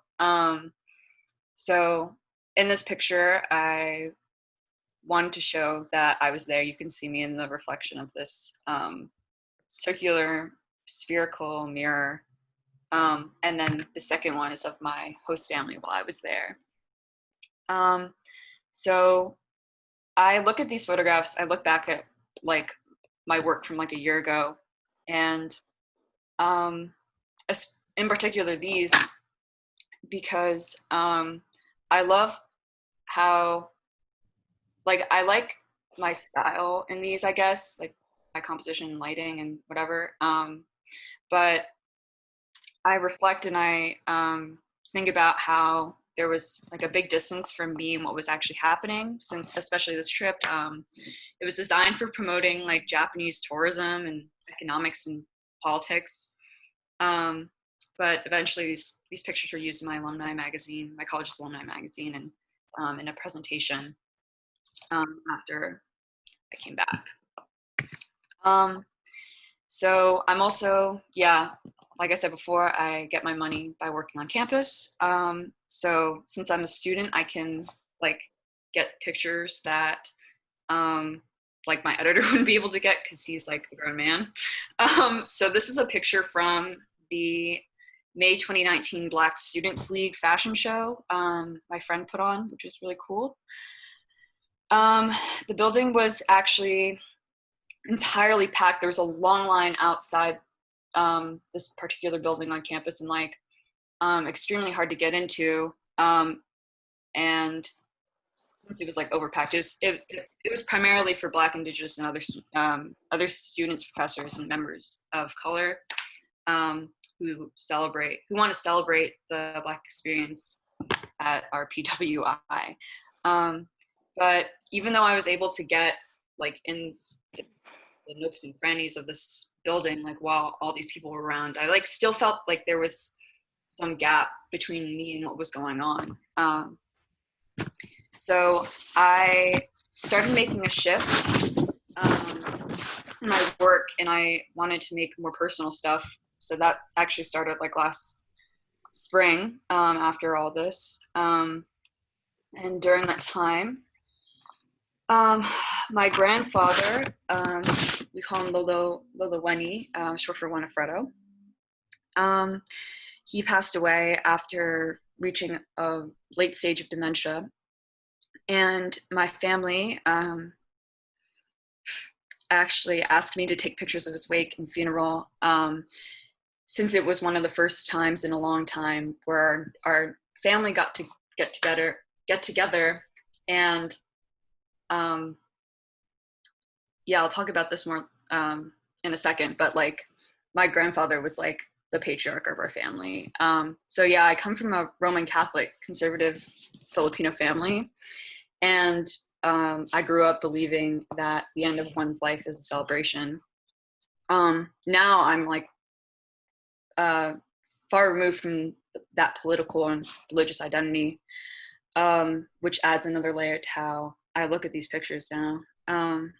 So yeah, Lolo Wani received many flowers and support at his funeral, since, like I said, he was the patriarch of the family, and he immigrated here back in the 1940s, and he became a general surgeon, and he made a lot of money and gave many of our relatives the opportunity to immigrate to the US, and this put him on a pedestal. And a lot of our large family gatherings revolved around him, from being like the guest of honor at a wedding even, and his birthdays. So as a result of patriarchy and romanticizing the American dream, my family members continue to feel indebted to him. Yeah. When he was laying in his coffin, I saw that his hands were clutching the cross of a rosary, a symbol that represents the remnants of the 377-year-long Spanish colonial rule over the Philippines, one where Catholic missionaries dominated the islands. Lolo Wani believed in many of the Roman Catholic organized church practices. On the right, you can see that my grandmother's hand, her name's Lola Margie, Lola, which is grandmother in Tagalog. And she was absolutely devastated, and yeah, we tried comforting her during this time. And Lola Margie is a very emotional person and has suffered a lot of pain in her life, including colonial trauma by the Japanese killing her mother, and then living her life here as an immigrant in the mid-1900s. For me, she's an example of the Filipino condition for prioritizing her husband, my grandfather, over her own life and pursuits. In fact, divorce in the Philippines is not only frowned upon, but illegal. Although I stated that for us, the end of one's life is a celebration, seeing her like this really made me feel like her life purpose was taken from her. Yeah. And then, ending on a lighter note, my cousin put a donut into my grandfather's pocket before they closed the coffin, since he loved the mini white donuts.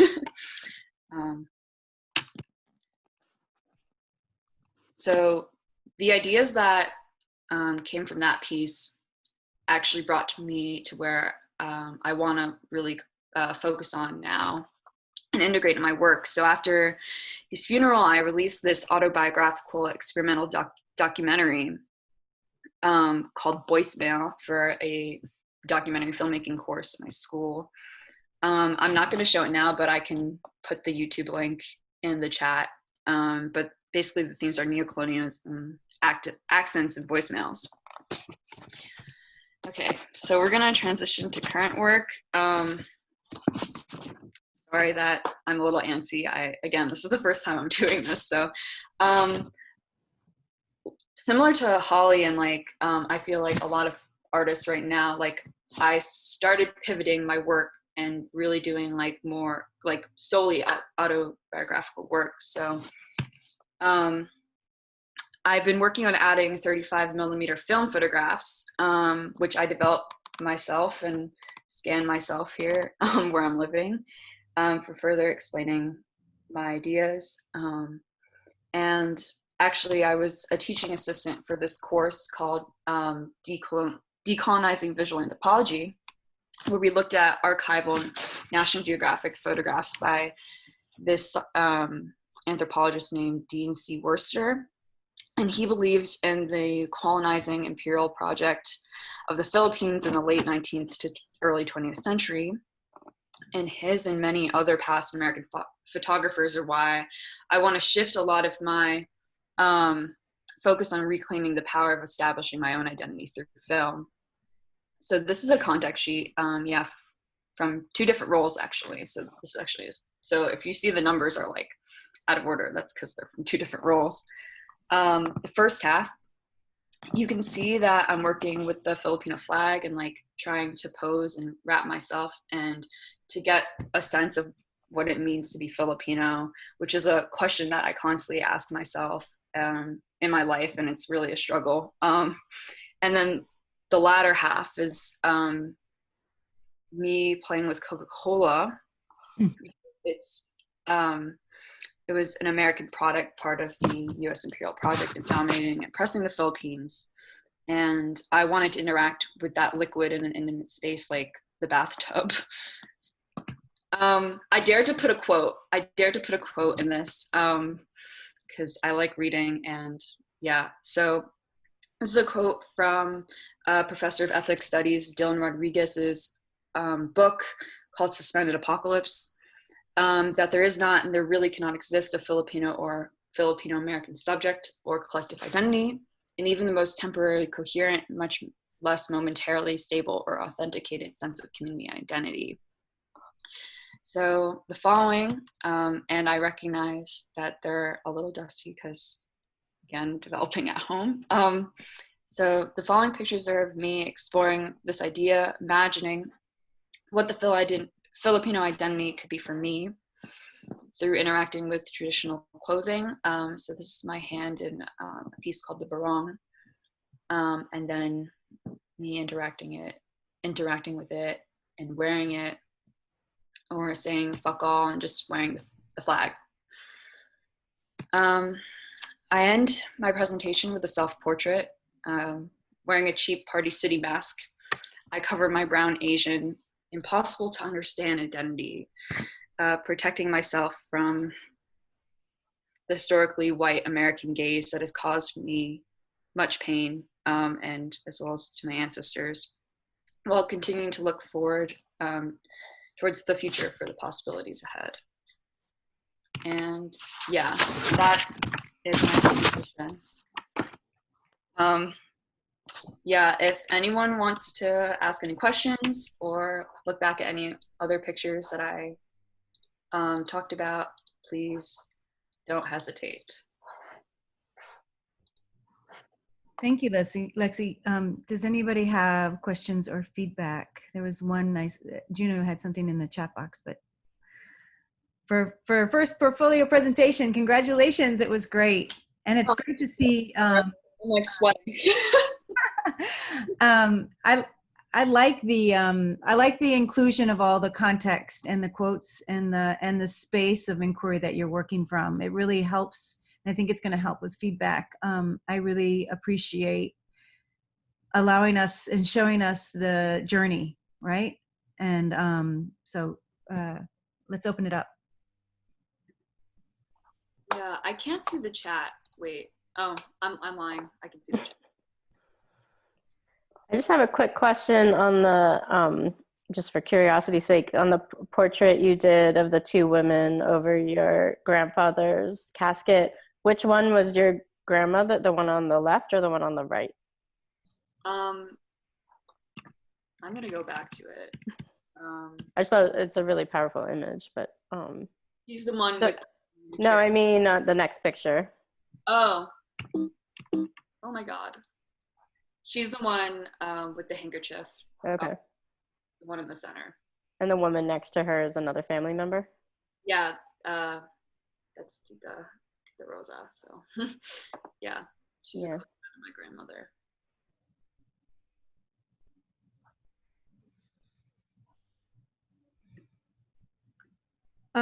I am intrigued by the Coca-Cola bath. And I feel like, you know, it resonates in it, like refers to a lot of imagery, like, you know, a lot of known imagery, and a lot of known icons and connections, colonial connections. I feel like that's a really strong space to explore, and I'll be curious, are you going to print any of those? Yeah, when I get access to a larger, hopefully. So maybe I'll pop by PPAC soon.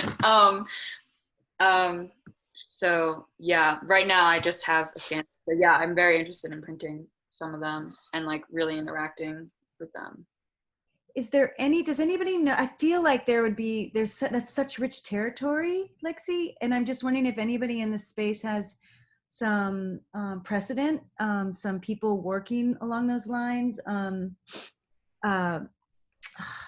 going to think of, I've got somebody that I'm going to look up, but does anybody else have anything else to sort of share with Lexi that might inform some possible future shoots? I don't know. Can you go back to that contact sheet maybe? Yeah. Okay.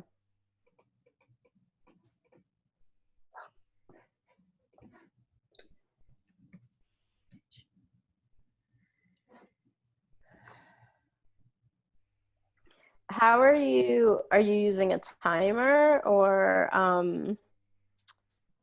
you know, how are you setting them up to kind of allow for yourself to forget that you're photographing, if that makes sense?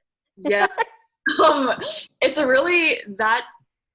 really fun process because yeah, I'm using a self timer on my camera, and like I don't really have anyone to help me focus the camera. You know, could be, I mean, adds just another layer in autobiographical work, honestly. Right. Do you ever, I did a couple series photographing myself, so I know it's both fun and a pain in the butt. And, you know, you can use a construct, obviously, focus on, but do you, so with the self-timer, have you explored just kind of letting it go and then getting the in-between moments? So even, for example, you know, getting out of the bath to adjust the camera or moving toward, you know, just to open up for that moment of spontaneity or an angle that you didn't necessarily think of when you set it up, if that makes sense. So I don't know if you're using the timer, getting out, going back, resetting, getting back in the bath, or for instance, you could lock in a cable release so it just keeps going. Yeah, I actually, these aren't all the images from the bath shoot. That other role, actually, I have not developed. I have not developed yet. But yeah, I would like to experiment with a cable release and like, yeah, not being so, I'm so, not to bring in astrology, but I'm a Virgo, so I'm very mythological with a lot of the things I do. Right. So I'm trying to like be more subjective and trying to get more of those moments. So thank you for that suggestion.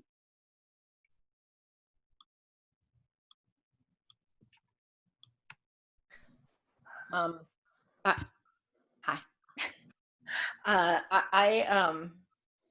I feel like well, first of all, I love the self-portrait, the last one with the mask.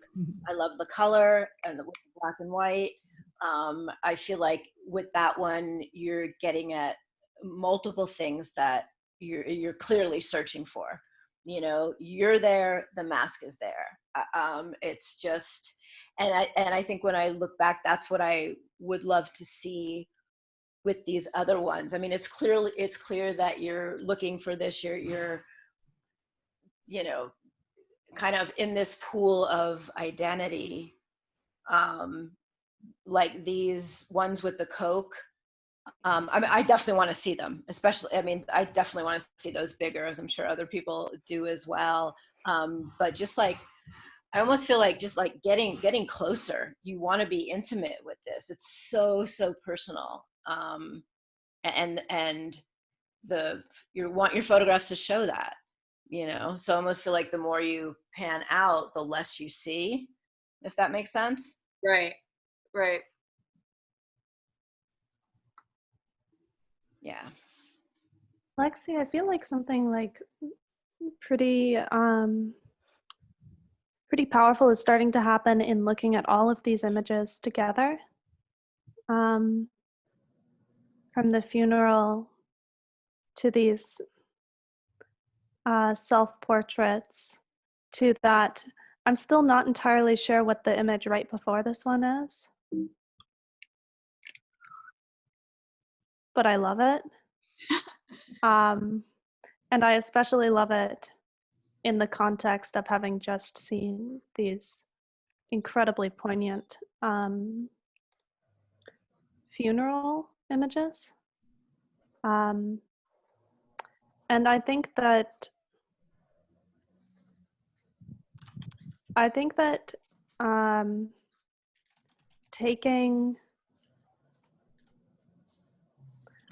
understanding that all of this work, or maybe, yeah, I think that thinking about the way that all of this work around identity and trying to grapple with a straight white Western male gaze will recontextualize the more traditional images that you make in like a quite profound way. And I would encourage looking at those interactions. Yeah. Sadie.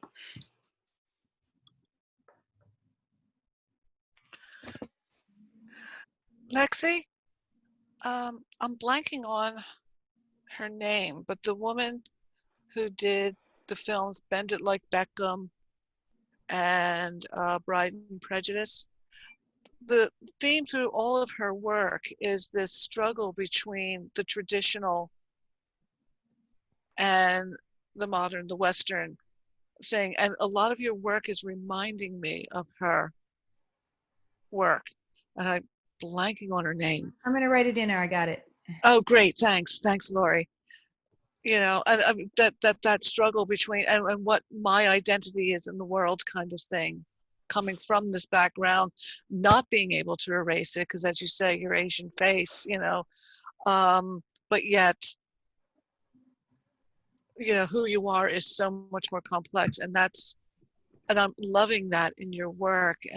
But as I said, I see so many parallels between her work and your work, so thank you.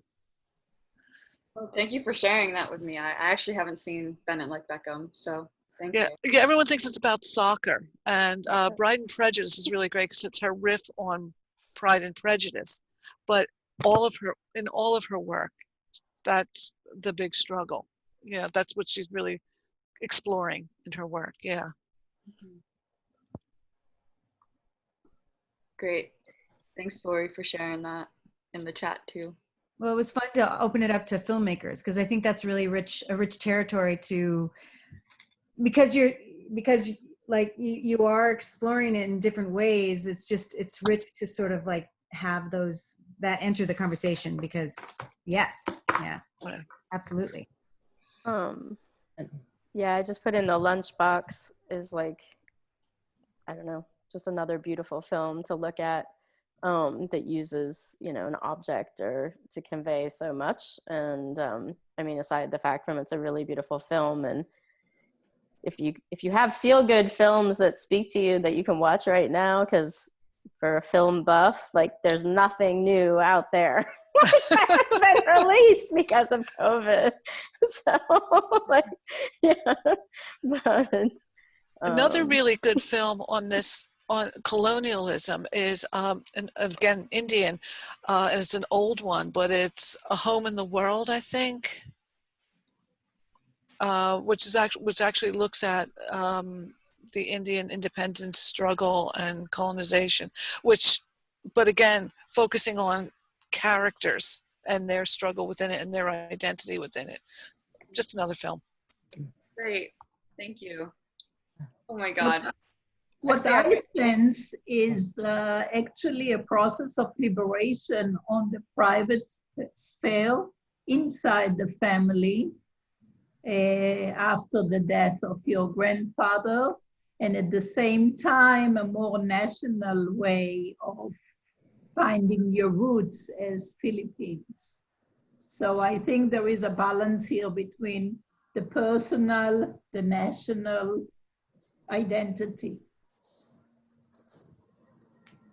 Yeah, I wondered if you had, I found myself wondering if you had more images from that day, you know, that one you showed of them over the casket's so powerful, and then the donut is this odd moment. But, you know, if you showed us a few, but like if there are many more, and how they would then relate to these, you know, self-portraits or these images that you're making of yourself, and, you know, the kind of tension between a public persona, you know, or a public, you know, shall we say facade, in a sense, like what you showed to the world, and then what you experience in private. So, you know, if you have those images around you, or I'm not sure what your setup is right now, but, you know, it might just be helpful to have some stuff up on the wall that, you know, is a mixture of what you're looking at as you make this work kind of in isolation, too. Yeah. I do have other pictures from that day. And I was been looking at old photographs of my mother's and my father's wedding. And I think one of the things that I didn't talk about today, that I, you know, continue to struggle with and like go to therapy for, I lost my mother when I was really young. And my father's Filipino-American, but my mom immigrated from Manila. So I feel very disconnected, and like looking at the funeral pictures and then looking at the wedding pictures, it's just like I'm still thinking through that and how I want to present it. But everyone here is so kind, and I just like, I'm getting really emotional. I'm just like, yeah, sometimes I honestly feel sometimes I'm just like, my work is like pointless, but I don't know. Thank you. Just thank you. Lexi, I really like the photograph of the hands, you know, with the two hands, and you know, that meant a lot to me, because on my father's deathbed, I had my mother put her hand on my father, and it showed the long life, particularly my mother had, you know, with 5 children and stuff. I think I've inherited her hands with the wrinkles and that, but it reminded me on your grandmother's hands that, you know, that it showed her life experience, you know, with the other hand, with the younger person with the French nails, you know, intertwined in that.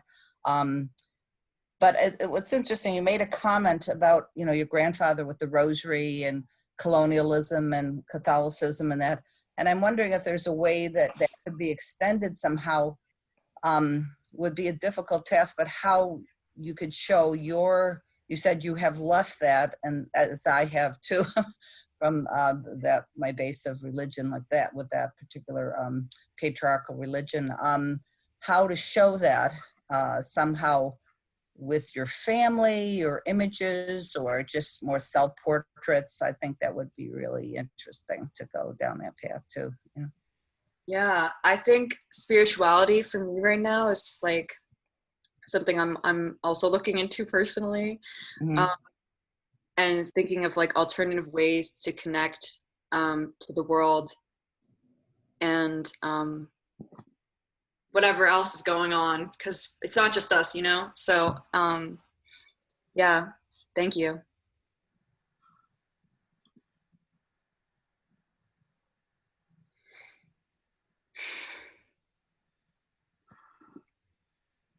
Oh, Lori, I think you're muted.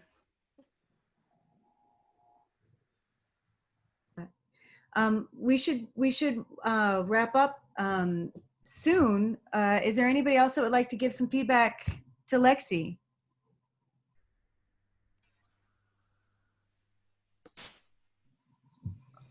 Well, I would like to say thank you to all the wonderful, wonderful young women that are doing a great job. I want to congratulate all the presenting artists. It was and it was an amazing day too, and very much I learned a lot from your presentations today. It I love how you brought in new sort of ways of thinking and experiencing. I feel like my brain was sparking for the entire 2 hours. So thank you all and congratulations on your work. So excited to be in this space. Thank you. I don't know if anybody else wants to say anything. Thank you, everybody. Great. Thank you all so much.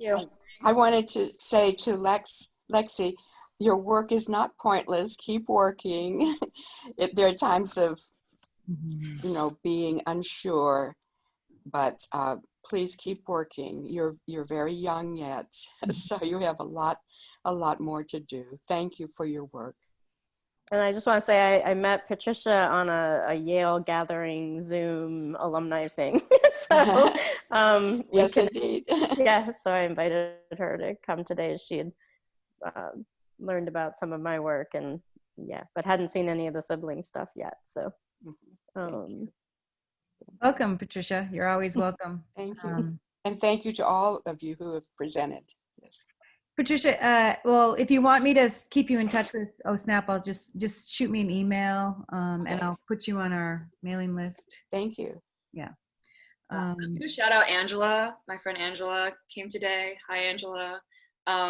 They also know Sadie because we all live in such a small world. So thank you for coming too. Angela, if you want to introduce yourself more, I don't know. Basically, I'm a student at Yale who recently got into photography, and I'd also love to keep in touch with this group if that's okay with you, Lori, and Great. with everyone else in the group. Welcome. Just my email's there, and it's great to see you. Thank you for coming. Great. Well. Yeah, Angela, you'd better keep coming. Look at that face. No, I will. Like, I need something like this to keep me motivated and like, keep thinking about this because, like everyone else, I feel very much in isolation right now. So what year are you at Yale right now? I just finished my second year, but I'm taking a year off. Okay. And Lexi, you're not at Yale though, right? No, I'm at Haverford College. Okay. Yeah, but Angela and I met through a summer program. Cool. All right, y'all. Be well. We'll see you. We meet every week informally just to check up on maybe share a couple pictures. But just send me an email and I'll put you on the list. And I appreciate you all. Thank you. Thank you. Bye.